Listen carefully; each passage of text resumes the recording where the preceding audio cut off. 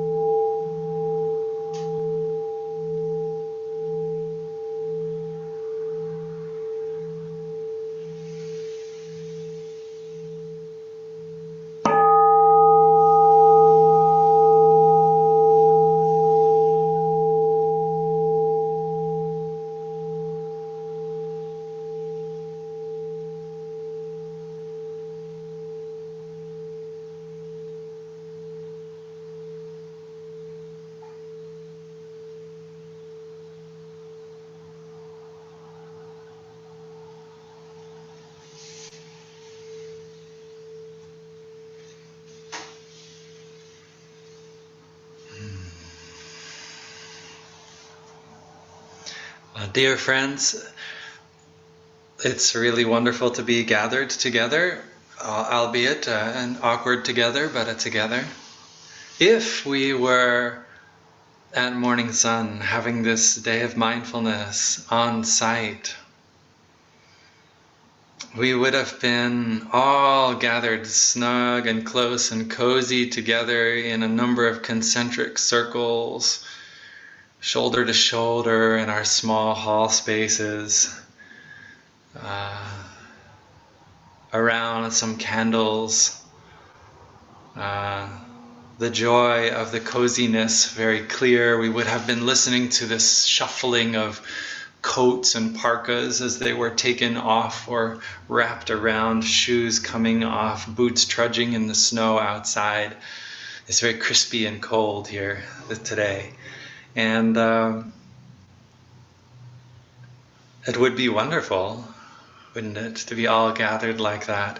If we were in the barn hall, we would have been feeling the radiant heat in the floor, warming our feet and our legs and bodies. If we were in the forest hall, the old hall at MorningSun, we would have been enjoying the radiance of the fire from the wood stove and from each other, because it's a much smaller space. We would be really packed in there, this many of us. I don't know that we could fit. I was thinking about that this morning when I was walking the path up to the forest hall, and then I went to my car and I drove down to town to the place where we are seated right now for our day of mindfulness. And our Dharma hall, our meditation hall, has changed a lot. It doesn't look the same as it did a year ago. It's huge now. Our Dharma hall spans thousands of miles now. This day of mindfulness covers a vast territory of living beings.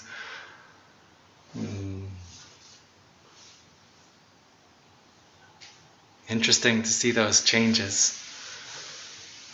There are elements of the way things were a year ago that I miss a little bit, but not much, because I'm really wrapped up in all that these new mediums are bringing, and the great joy in having such a large hall.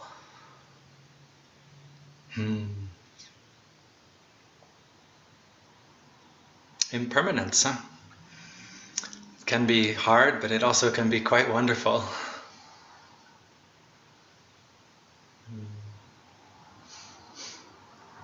There's an end to a film that I saw many years ago that is on my mind this morning. It's a martial arts film. It's Crouching Tiger, Hidden Dragon. And at the end of that film, there's a scene where the hero is mortally wounded and sits dying in the arms of the heroine, his beloved. And he says something along the lines of, or maybe she says, I don't remember how there's a line basically that says, I've only one breath left to live. And it's a call in that moment for them not to worry about trying to get anything done, but to come fully into this experience of one breath and being deeply together. Being fully together. And as that in-breath happens, eye to eye, and the out-breath happens, right? The full realization of presence and togetherness in one breath. The last breath.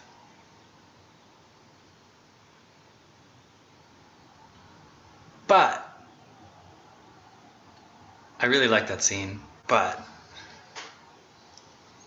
what it really inspires in me is that koan, that statement, I've only one breath left to live. Right? And on the surface you hear that and you think, yeah, but that's not me because I'm not mortally wounded, a hero dying in the arms of my beloved. I'm doing okay right now, so that's not me. But it's actually quite true. You're not going to get another breath. Only this one. Only this one. And I'm not trying to be clever with words. We only have this breath. There isn't going to be another one.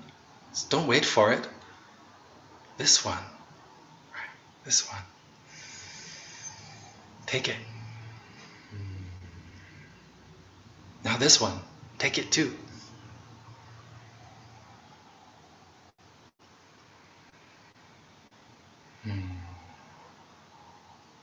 Most of our days, we go around assuming that we've got at least 5 to 8 breaths in this minute to take, right? So we assume, I don't know, it depends on how long your breath is. Maybe you get a few more than that, I'm not sure. I spent quite a bit of time sitting with my breathing, and there are times when I've timed it and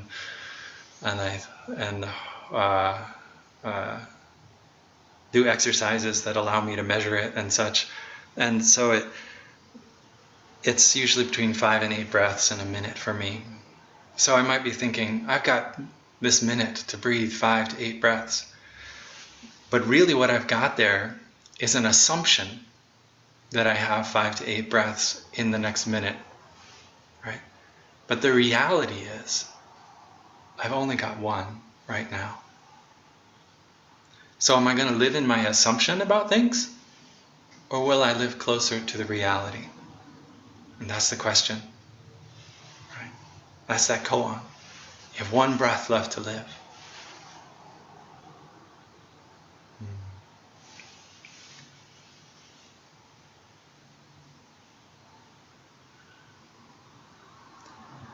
Listen, I will teach you what is meant by knowing the better way to live alone. Do not pursue the past. Do not lose yourself in the future. The past no longer is, and the future has not yet come.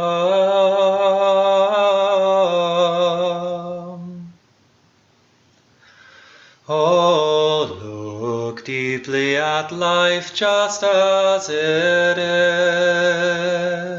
is, arising in the very here and now. Recognize it invincible, unshakable. Care for it with your heart and with your mind. We must be diligent today to wait till tomorrow is too late. For death comes unexpectedly, and how can we bargain with it?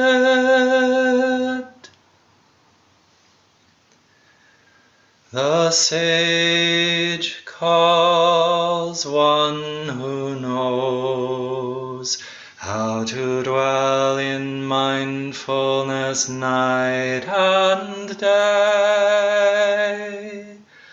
The one who knows a better way to live alone.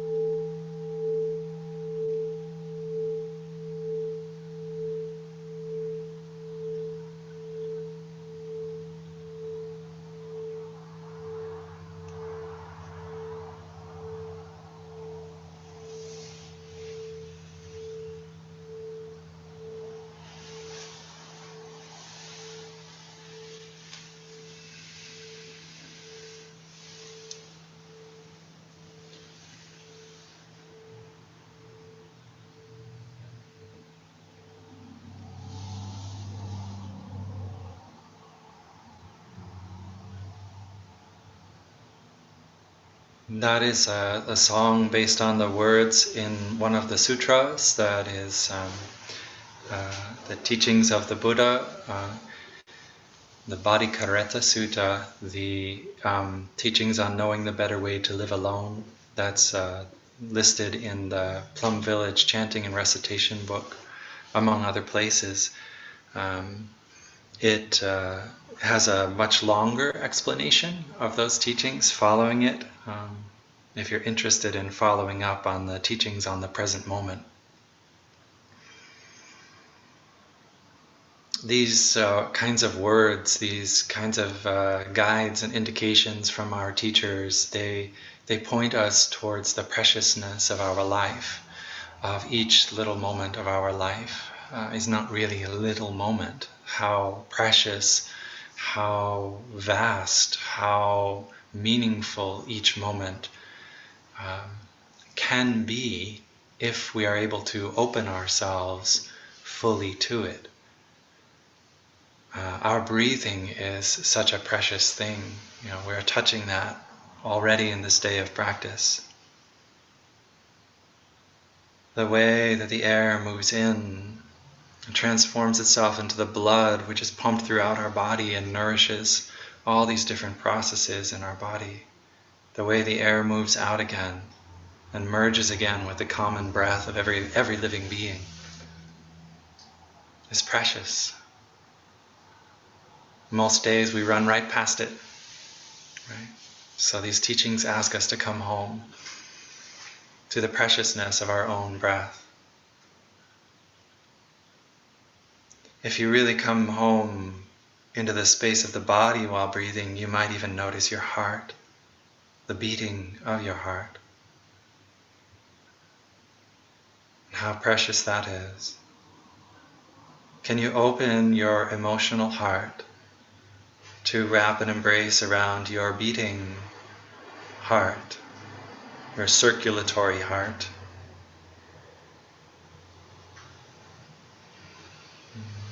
and touch the preciousness of life. It's right there in the heartbeat.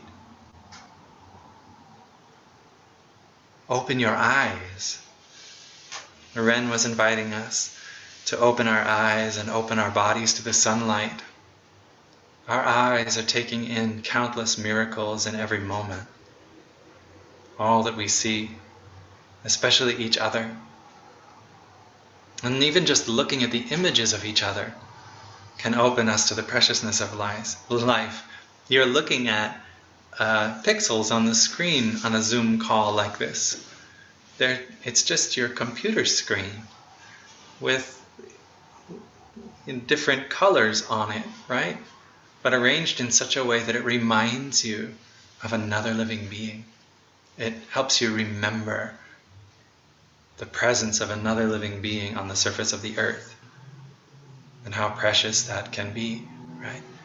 You can see it that way, you can feel it that way, you can live into it that way because of the practice of the Dharma, coming home to yourself and opening yourself to the preciousness of life, to its impermanence and its meaning. Or you can just see it as colors on the screen and somebody's out there doing something, whatever.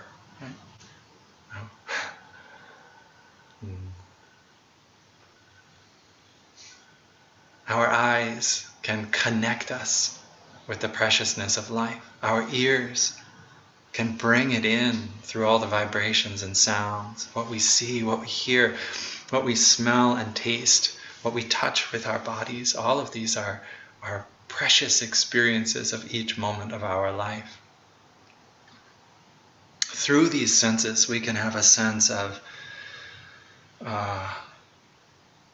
balance. How am I balancing right now, right? Do you have a sense of balance right now? The more lounged into a couch, it might be more difficult to have your sense of balance because the couch is going to do it for you. But if you sit up straight, or if you stand, that sense of balance and being upright that's coming to you, this is a coming into something's happening in the moment, and a little bit too much weight in one direction or the other and you might fall, right? There's a preciousness here and that aliveness, the sense of warmth and cold. Speaking about that, like if we had been in the meditation hall at MorningSun, we would have been feeling this transition from cold to warmth because you can't get to the hall without going outside in the bitter cold. And often the edges of the cold hall are quite cold too. So you have that sense of temperature and how precious that is to us, to know when we are comfortable or to know when we are in danger.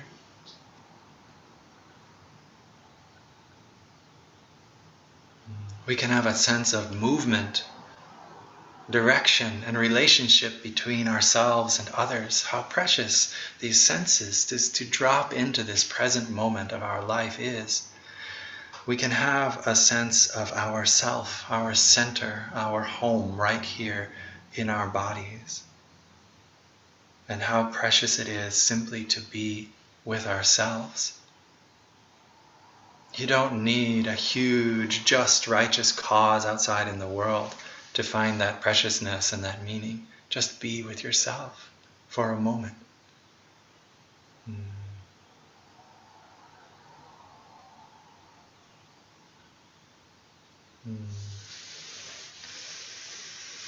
So a large part of our practice that we do like this, to come home and touch the preciousness of life, is actually the expression that's in my mind for it this morning is calming the trauma brain. So there's a part of each one of us that wants to react and get defensive and to protect whenever it feels there's a need. And there are deep, deep habit energies there. And some of them are really obvious and some of them are super subtle. And we really don't have any idea that it's even happened, that we are becoming tense and defensive and protective, that our suffering, our trauma is now controlling our experience. So being able to calm our trauma brain, to help it to relax and to settle down, any way that we can do it is a wonderful practice for being able to touch the preciousness of life. And rather than trying to fight to protect that preciousness of life, we get to drop in and deeply experience the wholehearted preciousness of our life.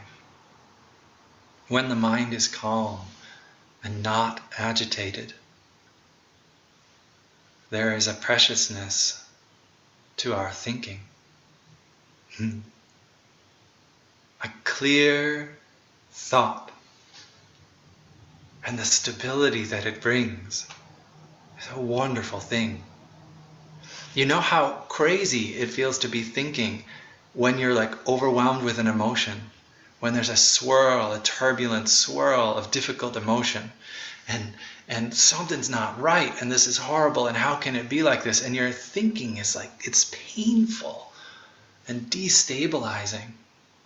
But when the mind can become calm and not agitated, and you bring your full awareness to shape and form a clear, simple thought, a thought like, breathing in, I will breathe in. Breathing out, I will release, relax, and let go. That kind of a thought, well held, followed through, experienced, that action experienced within, as you unify what you're thinking about and what you're doing in your body. The stabilizing, the clarity. Oh, it's so wonderful.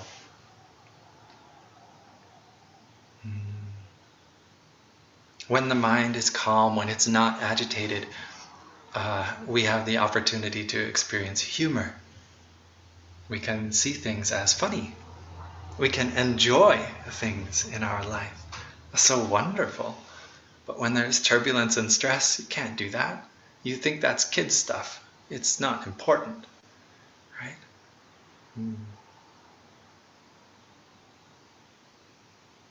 When the mind is calm, when the mind is not agitated, we can observe deeply things that are happening within us and around us, and insight can form. Insight can arise out of that presence. An understanding which helps us to see something new or something more beautiful or something more creative or something more helpful or healing.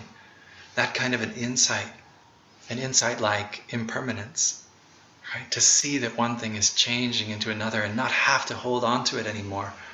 Those kinds of thoughts are wonderful to have. When the mind is calm and not agitated, that can happen. When we see the interbeing nature that we have, when we see how we are so deeply intertwined, interwoven with all other living beings, our life is a shared life, not an individual lonely life, but a shared, beautiful, connected life. When we can see that interbeing with our mind, right? Wonderful things happen. We experience connection. We experience love. That's the fruit of calming the agitated mind. Coming home into who and what we truly are in this moment. It's an integration of all the layers of our being. Head, heart, and hands. All that we think and all that we are inspired or intending to do, with that open heart and felt experience, like living into it, into the moment and into our body. All these layers of our being come together.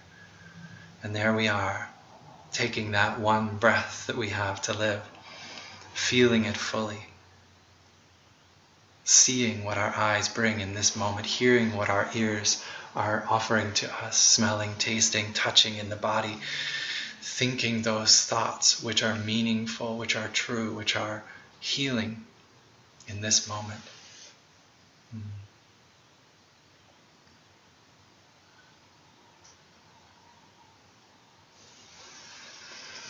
It's something I used to think about when I was a monk, because I would be talking with guests who would come to Plum Village. I lived in the upper hamlet with all the monks and the men, so these men would come, men of all ages would come for a retreat of a few days or a few weeks, sometimes a few months. And sometimes it was like for them it was such a big change to come in, actually most of the time, for them to come in from the lives that they'd been living, busy with career, work, family, sometimes the end of careers or the ends of family relationships, all sorts of things, coming into this practice center, this monastery, where 30 to 50 men were living and doing this practice of present moment, deep living in the present moment. It would be a huge shift and a huge change for them. And it would become very clear that there was a divide in their lives between their spiritual practice and aspirations, their spiritual practice and aspirations, and their, quote, real life, the life of their job, their family, and society, and all it has. And there's like these two separate worlds that they were trying to take care of. And they really needed to go to the monastery to strengthen the spiritual life and aspirations. And I think it's a wonderful thing to do, right? But you could really see the difference. There's this part of me, which is very important to me, my spiritual life, my spiritual practice and aspirations. And then there's my, quote, real life over there where there's all these people and there's this society and there's all these expectations and obligations on me and I have to live in that, right? And that presses itself upon me. And so I saw even then the need to bring these two things together so clearly. In the monastery, it wasn't really an issue because your whole life, your career and your work was the spiritual practice. So the two things were together. But in the lay world, it's a little different, isn't it? It's a little trickier. We don't have the protective wrappings that the monastery has, that the collective community has in its precepts and what it chooses to do and not to do. And part of that is not to participate in a lot of things that are in society. We're just not going to go there. And so we have this energy to give to our spiritual practice. But as a lay person, we kind of have to go there in a lot of ways. At least there are some things in society we have to do, we have to participate in. There's still a lot of optional suffering out there that we take on ourselves. And so that's a shout out to all the texts and social media and news feeds and magazines and conversations you've been having lately about politics in the world, right there. That's actually optional. You don't have to go there. But there's a need in our lives to bridge this gap, right? This gap between what's truly meaningful for us and what we have to do. At least that's the perception we have at the beginning. The life we have to participate in as a lay person in society, and then my spiritual life, and they just don't seem to be the same. But actually what I've found, and especially through the endless hours of conversation that my dear wife Fern and I share about how to organize our life so that it can have more practice in it, is it's actually not so much a matter of organization. If we were able to organize our life to have practice in it, that might be helpful, and I think it is helpful, but that's a matter of attainment. That has in it the energy of trying to get something we don't have. And that is only a piece of, actually it's not really much of a piece of the Dharma at all. That's organization and attainment. And it will help us perhaps to find time or to find connection in places in order to experience our spiritual life more. But the real question is not about going out and getting this organization that's going to help us attain our spiritual life. It's a different question. It's a question of orientation towards what we actually already have. It's not about attainment. It's about becoming. We're not going out to get something. We're actually becoming something. And we're going to transform the experience we're having of whatever moment we're in through the Dharma practice. We're not going to do it from the outside, but through the way we orient ourselves towards it. Like it says in the second mindfulness training, I am aware that my happiness depends on my mental attitude, my inner orientation, and not on external conditions. It's not the way that I organize my life, or you help me organize my life, or we organize a life together. It's actually how we live into that. Even if we had the most wonderfully organized practice life, like in a monastery, you can still mess it up really bad by orienting to it in the wrong way. Done that, right? This is about moving from the noun to the verb. I don't know if there's any of you that resonates for in some of your religious inheritance and traditions, but that is a practice which is beyond Buddhism, to shift from the noun to the verb. Right? So instead of relying on trying to get and attain and to have a thing, the noun, we move into the process of becoming. We will be that change we would like to see. Forget the change. Just be what's going on right now. Drop into it. It's going to change anyway. Because life is impermanence. Impermanence is life. It is changing. Right? Drop into that change. And now you can help. You can help to make to navigate those currents once you're in that flow. But before we're in the flow, it's the agitated mind. It's the defensive mind. It's the trauma brain. Everything. Trying to figure it out, organize it, and control it. This is a practice which is really so simple. Try not to look at the big, sweeping picture of your life, but just look at this moment. How do I breathe?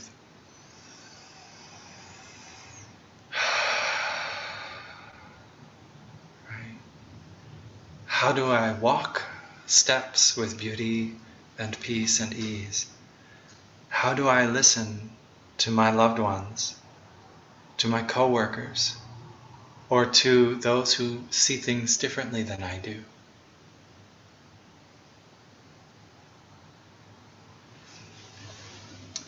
How do I text? What's the orientation that you have in this moment while you're pressing those thumbs to that screen? What's going on in there? Right? Where are you coming from? What is that contribution you're making to the world? Are you in that flow? Are you in that trauma? What are you bringing into the world? How you hit send on that email. So many times I have seen suffering from email. How hard it is to understand and to communicate through words that are typed quickly, read quickly, right?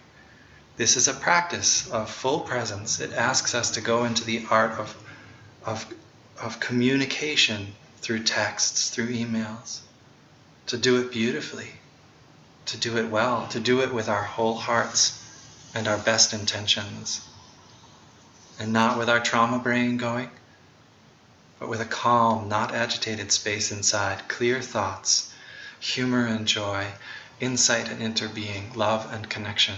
That can happen through these mediums too. It's up to us. How about moving into the world like the way we shop? The way we shop, the way we cook, and the way we eat. In all of those activities, that's the sort of the typical cycle for someone who's at least not a grower. If you were a farmer, you've got more steps along this way. But for most of us, it's just how you shop, right? You go to the grocery store and you get the food. Right? You go to the grocery store, you pick up the food, you come home and you prepare it, and then you eat it. And each step along the way is an opportunity to make that one beautiful breath that we have left to live, right? With the full insight into interbeing and enjoyment and deep presence in life as we move through the store, as we see other people, as we collect these precious foods, as we then prepare them and eat them and bring them into our body, to become who we are, to become the substance that we will then offer back into the world. Eating really isn't about getting nourishment for ourselves. It's about how are we going to nourish others tomorrow.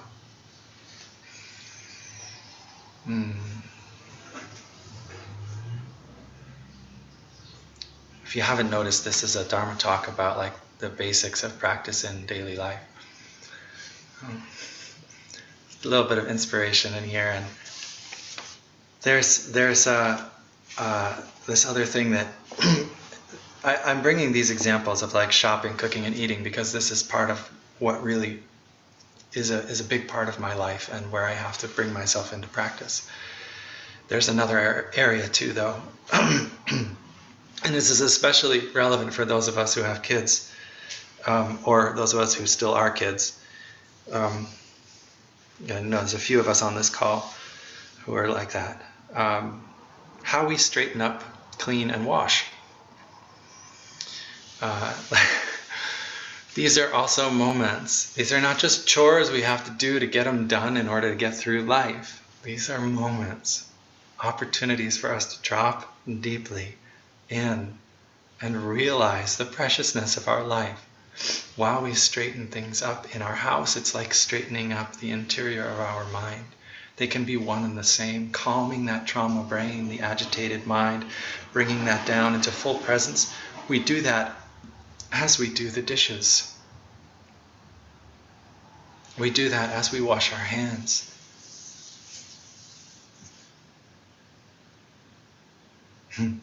This is a gesture that nowadays, right, this is like no longer would this look odd in public to be sitting there doing this. Now this is like, this is something we all like, oh good, yeah, someone's putting some sanitizing lotion on their hands. Nice. Yeah. You see someone doing this before, you're like, oh, they're looking really nervous, aren't they? Well, maybe a little.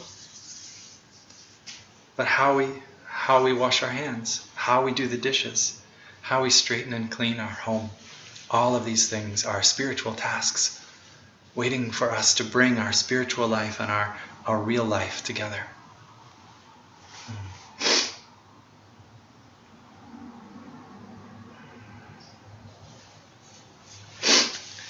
There's an image that I worked with a while ago, a couple of years ago, for a retreat in Rochester. There's some of you on this call who were at that retreat. We called that retreat When Cloud Turns to Rain.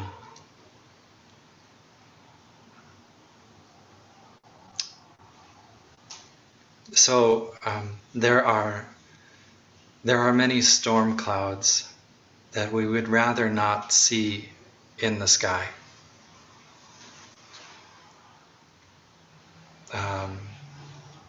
That's an image for us to think about, not just in terms of the actual sky, but in the sky of our life, the world that we see around us, but also the world we see inside of us, our inner sky, our inner landscape. There are many storm clouds in this space that we would rather not have there. Many parts of ourselves, our bodies, our hearts, and our minds that we would like to get rid of or to change. Conditions in our body, sufferings we've carried in our heart for many years. It would be nice to not have them, right? You'd like to get rid of that or to change it. There are many situations in society, it would be great if we could just kind of push it away. Can we just not have all those people who are asking for that? And then life would be like so much easier. And we'd like to sort of brush aside huge swaths of the world in order that we could have a world that really suited us. That's what's meant by many storm clouds in the sky that we'd rather not have. But there's something about a cloud which is really wonderful. When you watch the cloud gathers fully into itself. And eventually it breaks open and becomes something else. Rain, or in this season, maybe snow. But it does, it gathers itself, and when it's gathered sufficiently into itself, it can let go and become something else. The rain, the snow. And the secret of this transformation lies in not trying to change ourselves into something different, but in coming home to discover who and what we truly are. When we are burdened with stress and anxiety, when we feel ourselves overwhelmed with anger, with sadness, with frustration, life, just everything in life, in ourselves and in the world, appears full of sadness and despair. Right? Our life, the life of the world, it's all horrible when we are overwhelmed with these sadness, overwhelmed with anger. And this is the moment where the cloud seems to be obscuring the sun, and we want the one thing, but we can't see it through the cloud. We can't have it. And when this is the case, our capacity to help ourselves is very small. Our capacity to help others is even smaller. But the cloud and the rain are not two different things. Right? That's clear. The one is the transformation of the other, and back again. We already have within us all that we are striving to become.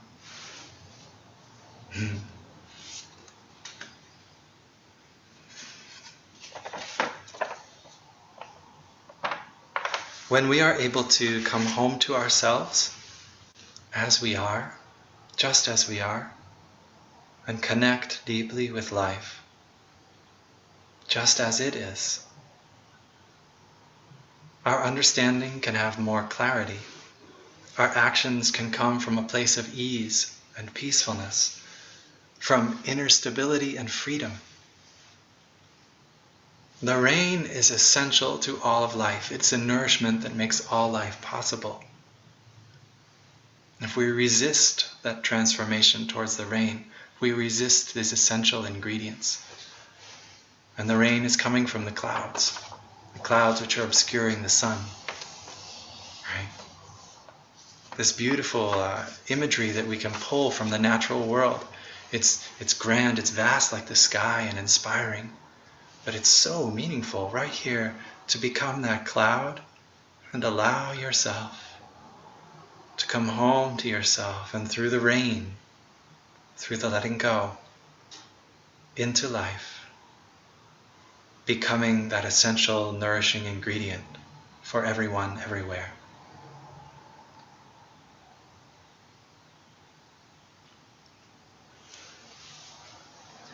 Coming home to ourselves and taking care of ourselves is a huge part of our practice. It's so important. There's the practice that we have of gathas, poems, little poems, 3-4 lines long, that we can use to help us enter deeply into each moment of our life. Help us to connect deeply with ourselves as we move through our life. So one of these I would like to share with you, see if I can remember it, is the Looking in the Mirror Gatha. Awareness is a mirror, reflecting the 4 elements. Beauty is a heart that generates love and a mind that is open. So in this little poem, awareness is a mirror, reflecting the 4 elements. When I look in that mirror, because it's a poem for looking in the mirror, when I look in the mirror, I recite that line to myself. Awareness is a mirror, reflecting the 4 elements. It calls me back to be aware of what's here, without judgment, without bias, just 4 elements. Just the 4 elements: earth, water, air, warmth, just those elements. See that. And beauty is not like how I look or how am I going to come off in the perceptions of other people and all that. Beauty is a heart that generates love. Not that a heart that has love in it, a heart that generates love. Remember, not the noun, but the verb. A heart that generates love and a mind that is open. This little poem helps us come home, right, to something wonderful inside of us. A heart that is generating love, my mind that is open. I'm not caught in the appearance of my life trying to attain something, but instead becoming part of a beautiful way. There's another, this is care, that's what I'm trying to say. This is care for ourselves, right?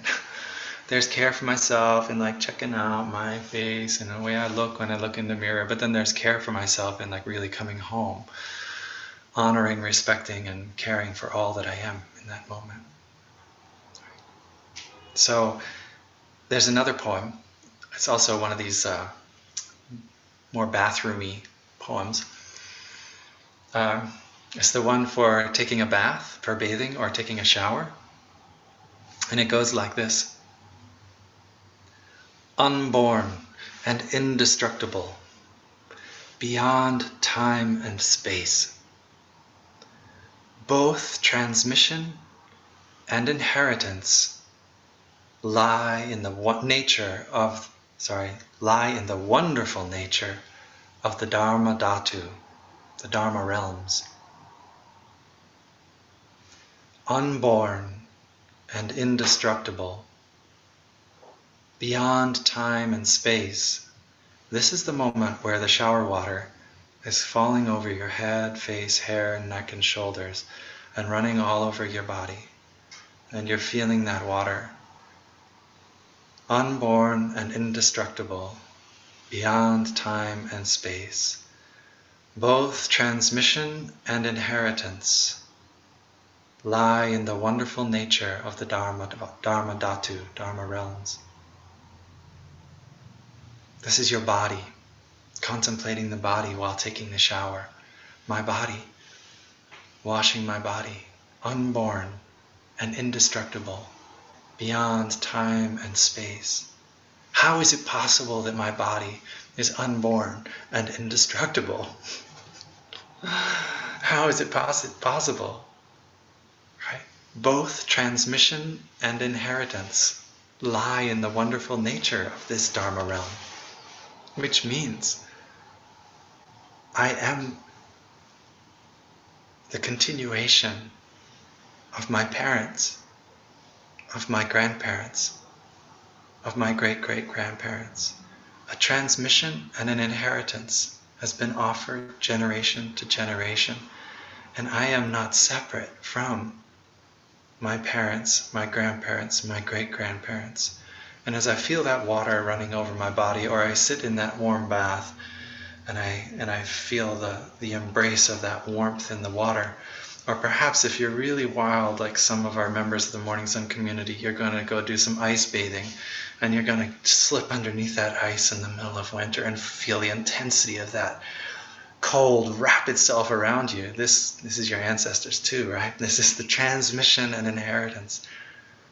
All that I know of as my body is in fact not really my body. It belongs to my ancestors just as much as it's mine. It belongs to my descendants just as much as it is mine.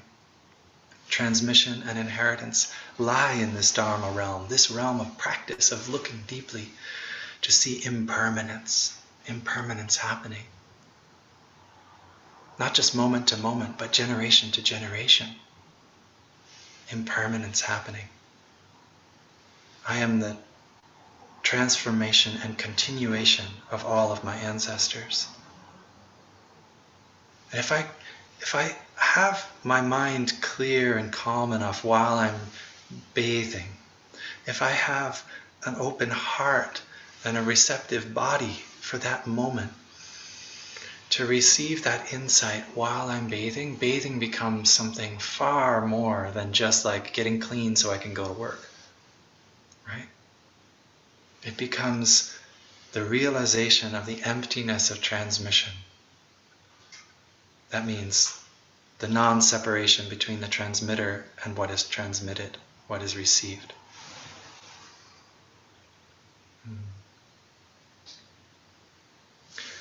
The suffering that we experience in ourselves, and especially in relationship to our bodies, hearts, and minds, is a result of the idea of being separate. We think we are different. We think we are special. We think we are isolated and apart from. And all kinds of suffering happen. Yeah. I want to be different, say, than my parents, who I didn't like or agree or have good experiences with, or other family members. I would like to be different, right? So we push that away. The cloud doesn't do that. The cloud comes into itself and transforms into something new, right? And that's the practice, when cloud turns to rain. I see myself as separate and cut off from other people in the world. They're doing so much better than me, or they are just different than me, or we don't agree on things. And seeing that kind of separation creates suffering. This kind of practice of taking a shower with the shower gata is the opposite. It's to become a part of that wonderful stream of life that is impermanence, and to realize the preciousness and all that is present in this moment.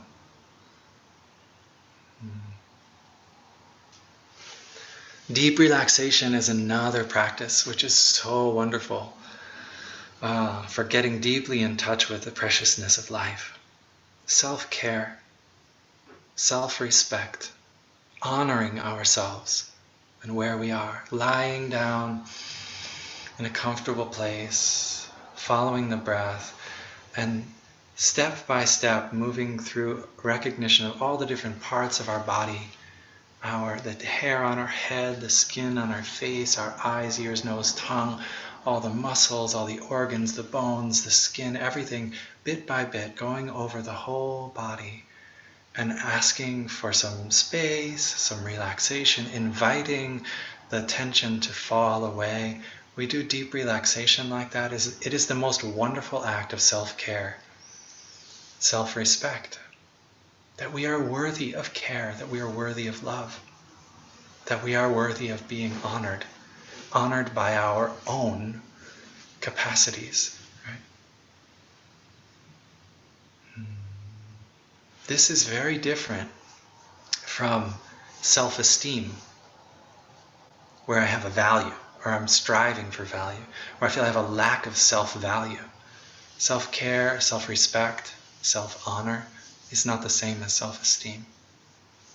Self-esteem is still based on the idea of separation. It's very different from self-praise and self-glorification and pride. Self-care, self-respect, and honoring ourselves is not to be caught in the three complexes. You know the three complexes? I'm better than, I'm worse than, or I'm equal to. Ooh, that's a tough one. That's the tough one. It's pretty easy to be, okay, I don't want to see myself as better than. And it's also pretty easy to see, I really don't want to feel like I'm less than either. And then the mind immediately goes to, so I have to be equal to. And then we strive to be equal to everyone else, and we still suffer because we are still seeing ourselves as separate from others, and we have to be equal in our separation. The Dharma practice asks us to not go down the road of the three complexes of self, but instead just turn directly to care, to honor, and to respect.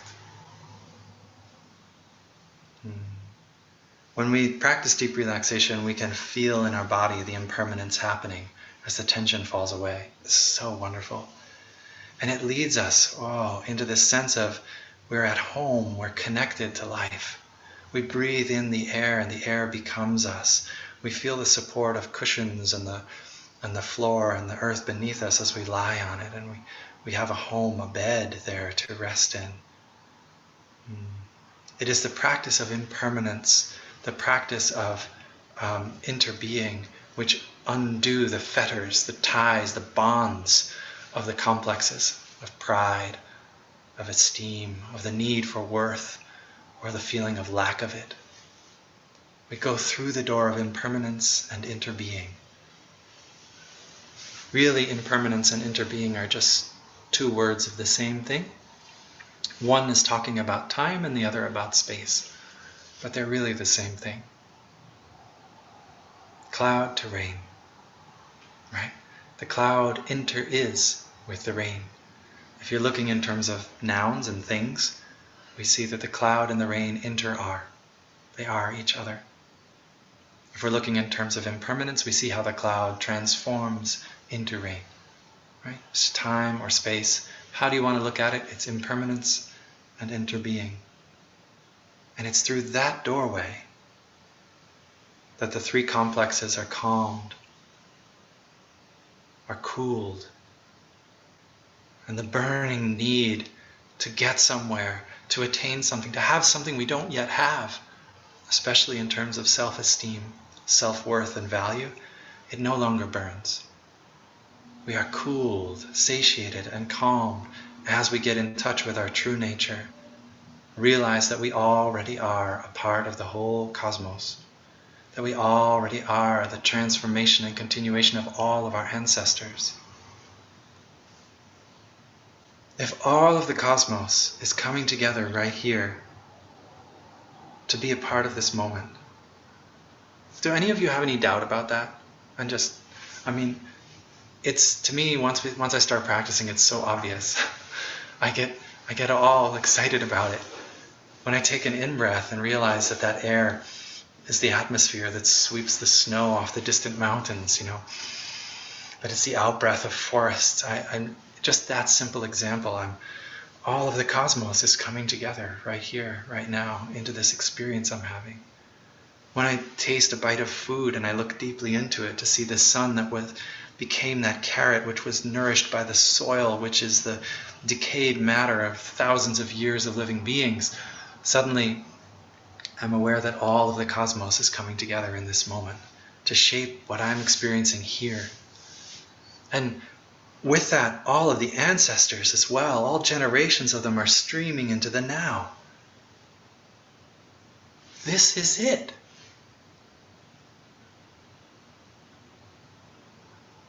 This is it.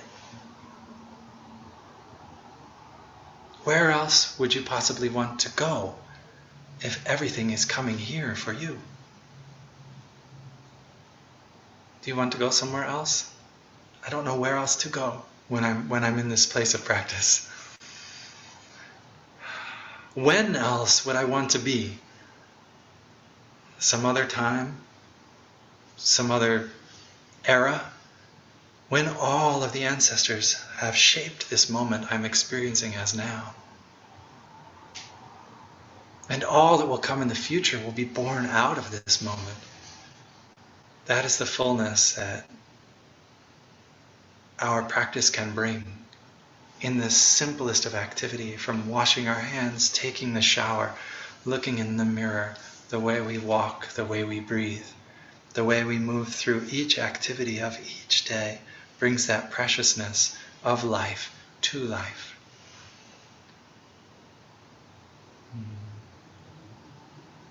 So,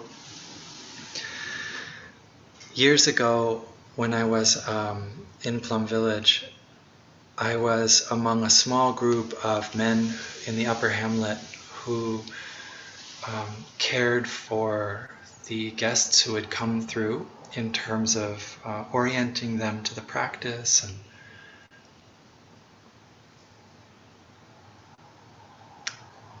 helping them get established, because a lot of the guests were English speakers and there were only a few of us. So I really took my time back then to do these basic practices a lot, to really settle deeply into them as much as I could. Well, one day I was walking around a lake that's very close to the upper hamlet, and as I got to the other side, I looked up, and across the water I could see some of my brothers playing volleyball in the park. But I could also see the sun growing low in the sky. And I walked to the edge of the water, and I stuck my foot out, and I tapped just the edge of the lake water with my foot. It was smooth as glass, there was no wind. But the moment my foot touched it, tap, just down a little bit and up, a set of ripples moved out. And I watched. Minute after minute I watched as that small gesture I made rippled out across the water. And hundreds of feet later I could still see the effect of it. Several layers of ripples. And not only on the surface of the water, but as the ripples had moved out, the light from the sun had caught them and refracted downwards and made ripples of light on the sand and gravel below. Multiple dimensions of the effect of my very simple action moved out before my eyes, and I breathed and I soaked it all in. And I knew I had a great basis for sharing an orientation to practice in that moment with the friends and guests who would come. How important every little action of ours is. How each breath, each step, each action ripples out in so many ways, seen and unseen, and on and on. Every moment we have is a gift. But I want you to really sit with this. It's not a gift for us to receive.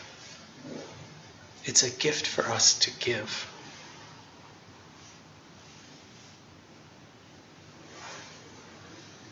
The preciousness of life is not something that we're here to get, to have, to attain. The preciousness of life is what we do. It is the gift in each moment that we have to offer. Thank you, friends. That's the end of my Dharma talk. I'm going to invite the bell, and then we'll move to the next step of the day.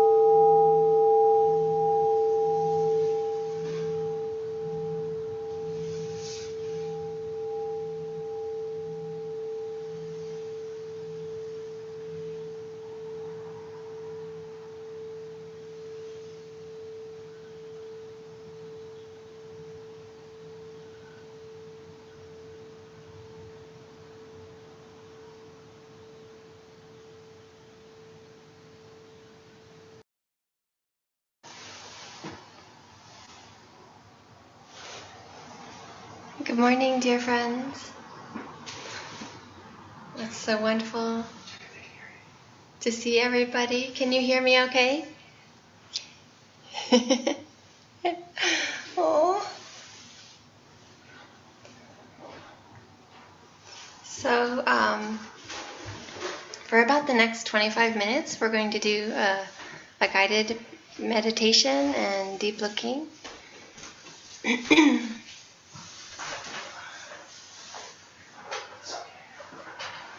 I find it so valuable to do this.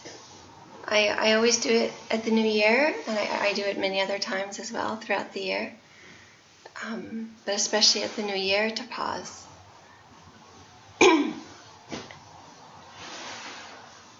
Because I found that it's very easy to live my life in forgetfulness.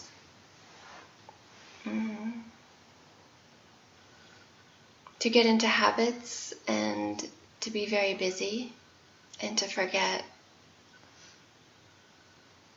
how precious my life is.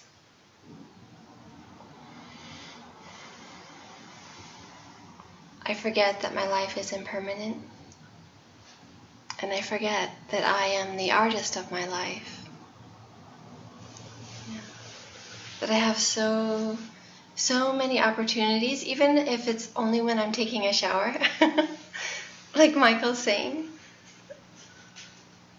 to bring value into my life.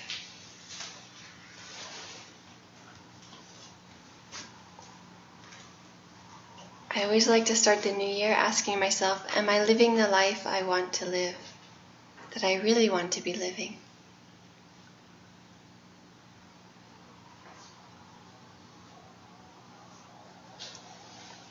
So, at MorningSun, we always share this meditation. Usually, it's in the little straw bale hall in the forest. Taking this time to look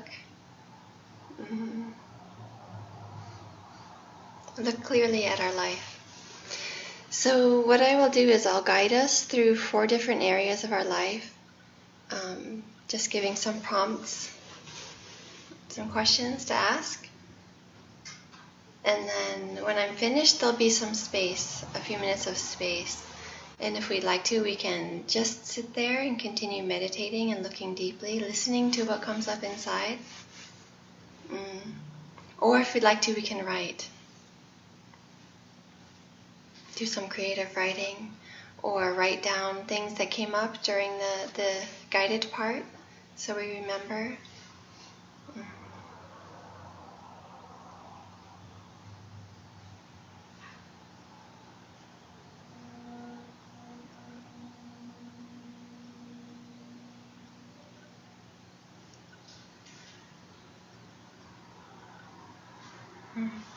So the 4 areas that I'll be guiding us through are how we're really relating with the world around us.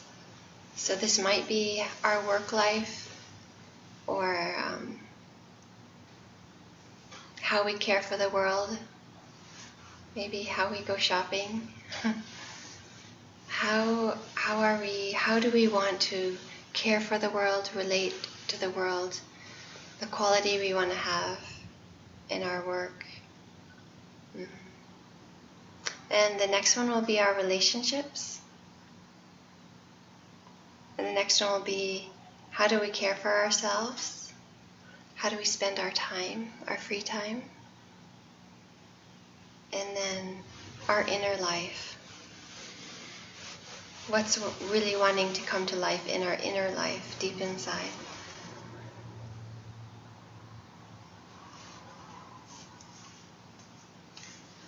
So we'll begin our meditation now, coming back to our bodies. Feeling ourselves from the inside, letting go.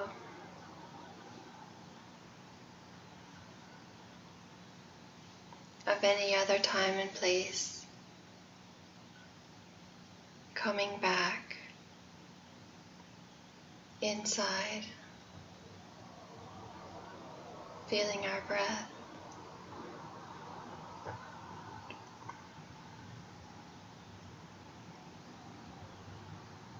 Feeling our body settle down.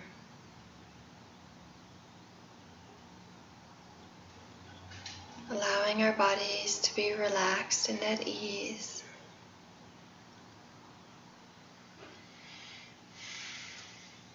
Allowing our feelings to settle down. Allowing our thoughts to settle down. Letting go.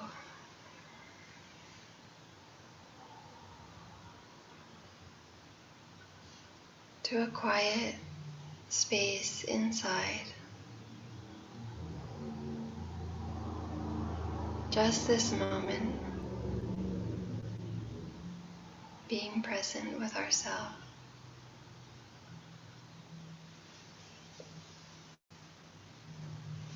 We'll listen to a sound of the bell together.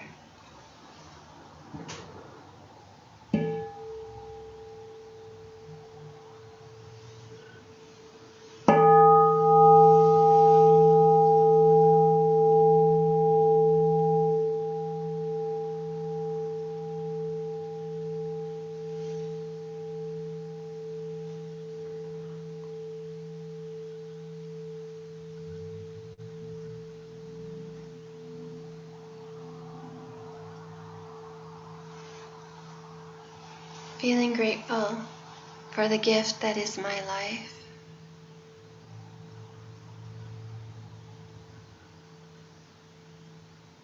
aspiring to live my life deeply, to take good care of myself and the world around me.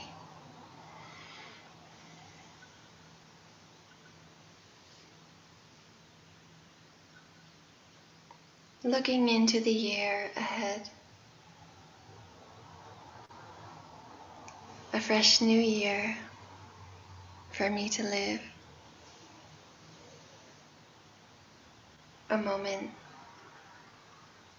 a day, a month.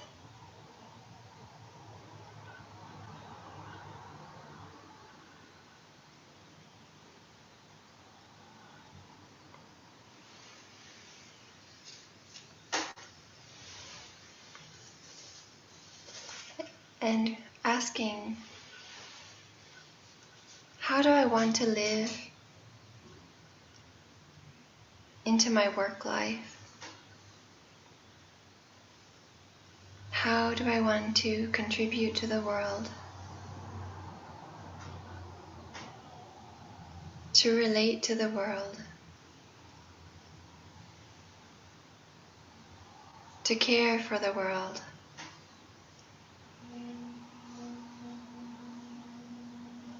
The earth, the animals, the people, through my actions, through my interactions.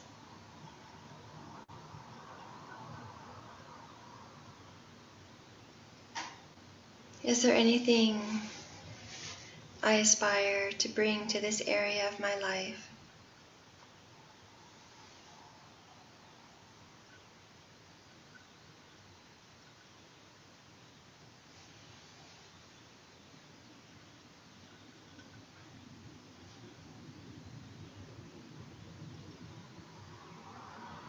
And now just listening to what arises inside.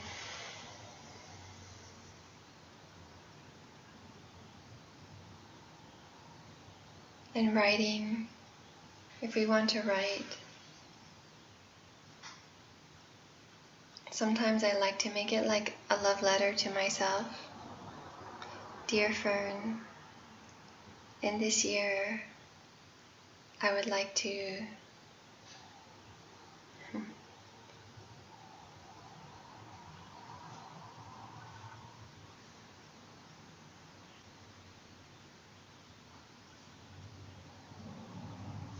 or sometimes I like to draw a picture.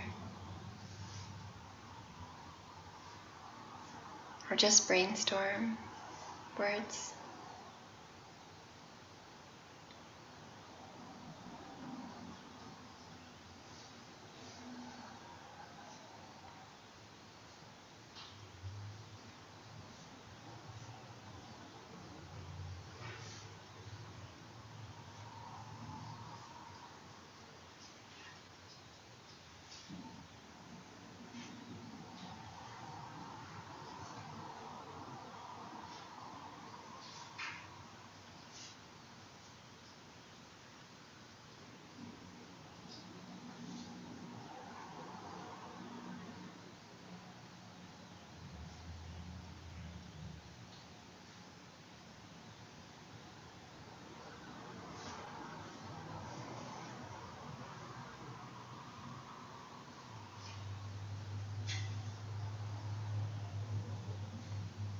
Taking a moment to finish up our reflections in this area.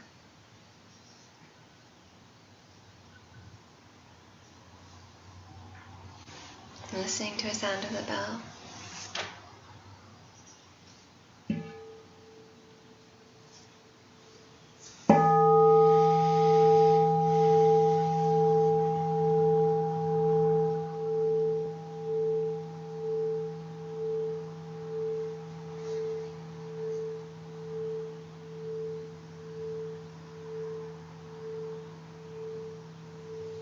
And feeling our breath, letting go of that reflection, finding space inside.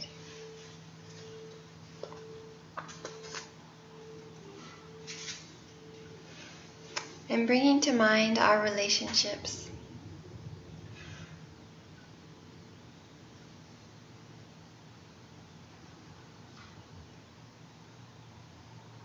Am I happy with my relationships?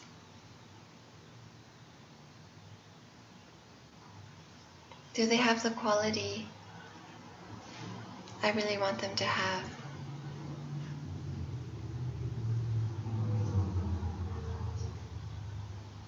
Is there anything I would really like to communicate with anyone?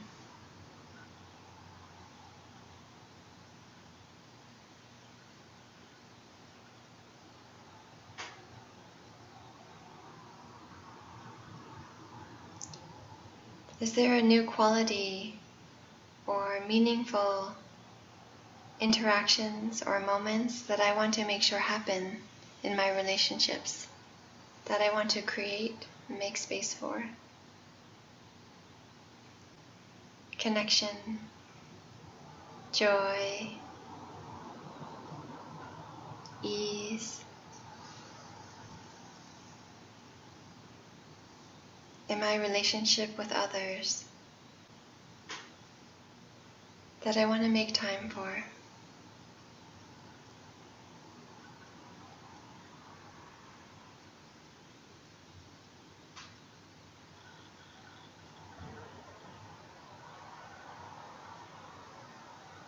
Is there any special care that any of my friends or family seem to need that I would like to offer?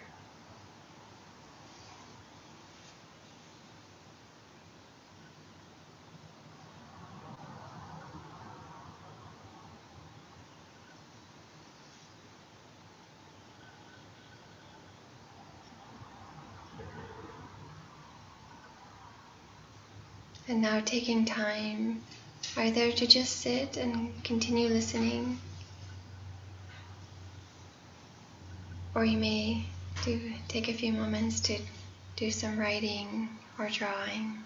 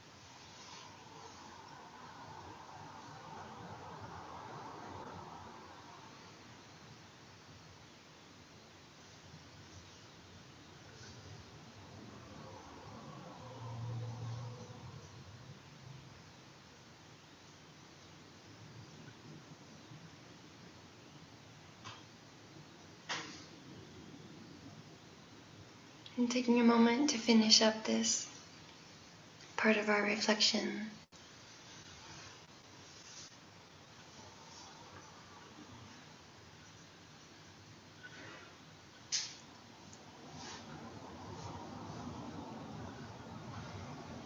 And letting it go.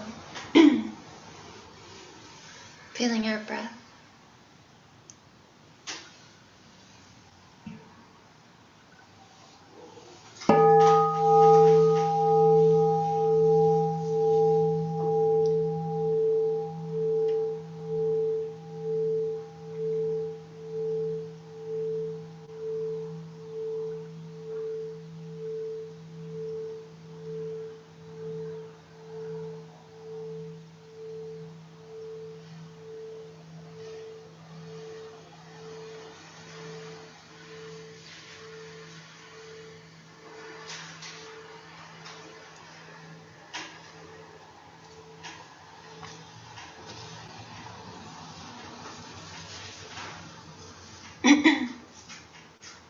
Now looking into your daily life, how you live your daily life, how you nourish and take care of yourself. How do you wake up? How do you live your moments and spend your free time?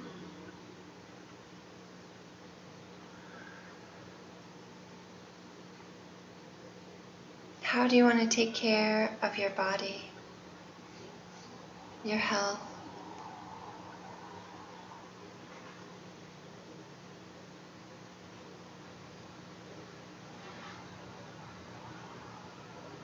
What type of nourishment feels really alive for you right now?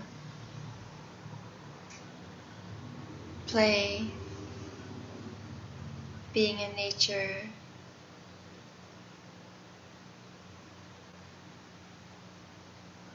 perhaps artistic activities,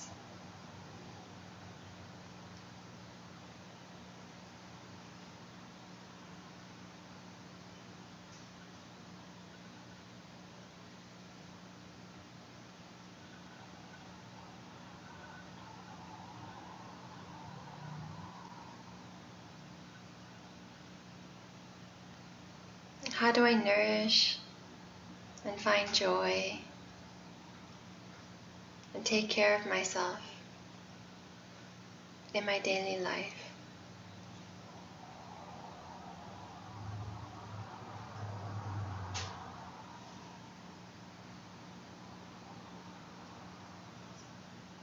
How do I spend my free time? How would I like to spend my free time?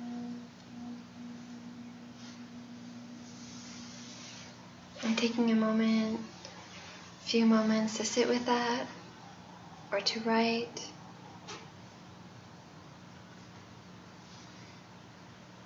Something we want to remember from this moment of listening deeply to ourselves, listening deeply to our bodies, to our life.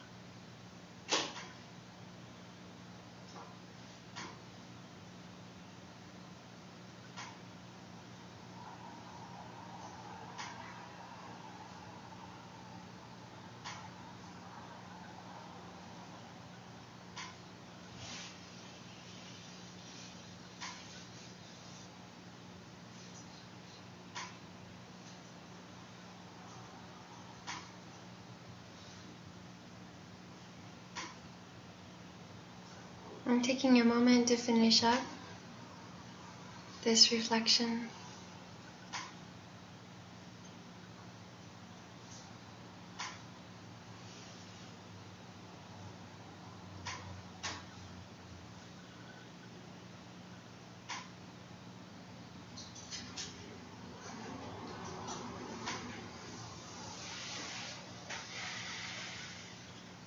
Letting it go.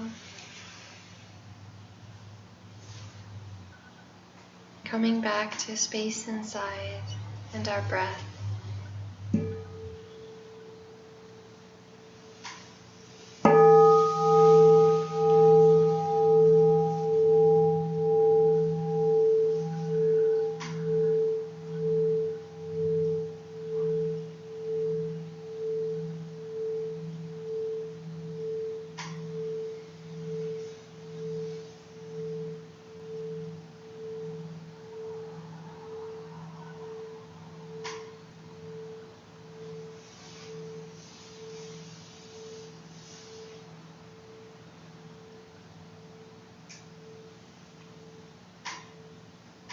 And now looking at how we want to care for our inner life,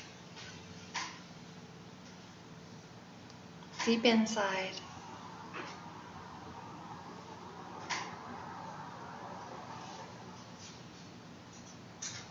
Are there areas we want to bring healing to, presence to?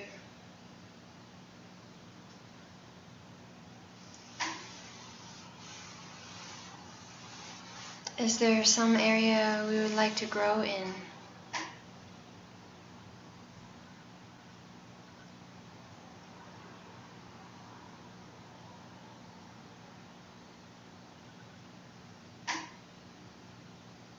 Listening to the deepest part of ourselves.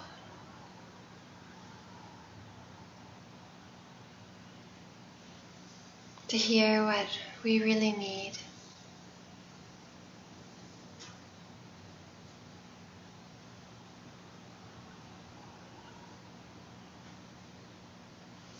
Is there inner quiet that we long for?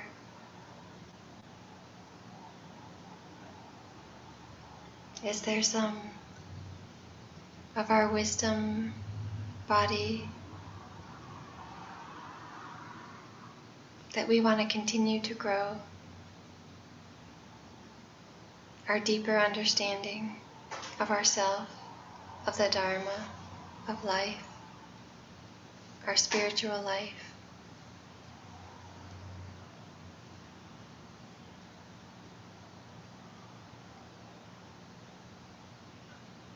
And how do we want to support this inner growth, this inner awakening,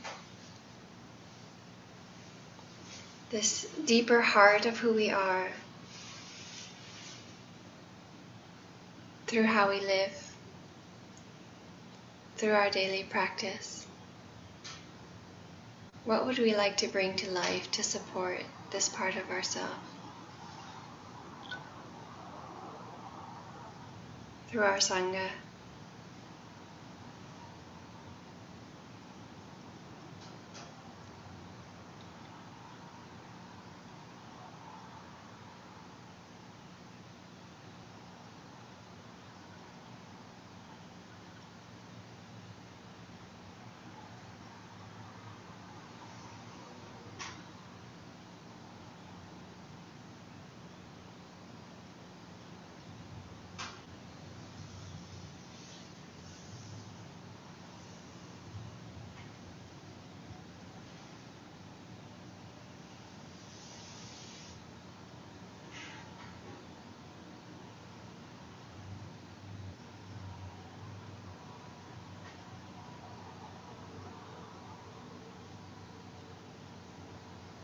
And taking a moment to finish that reflection.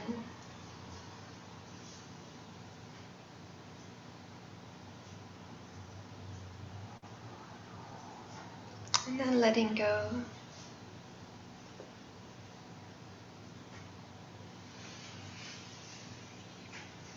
And listening to the sound of the bell together.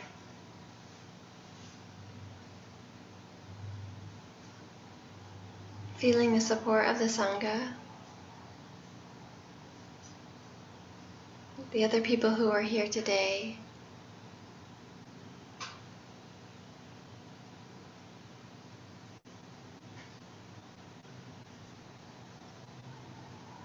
Supporting me in my intentions and aspirations to live my life deeply, meaningfully, and joyfully.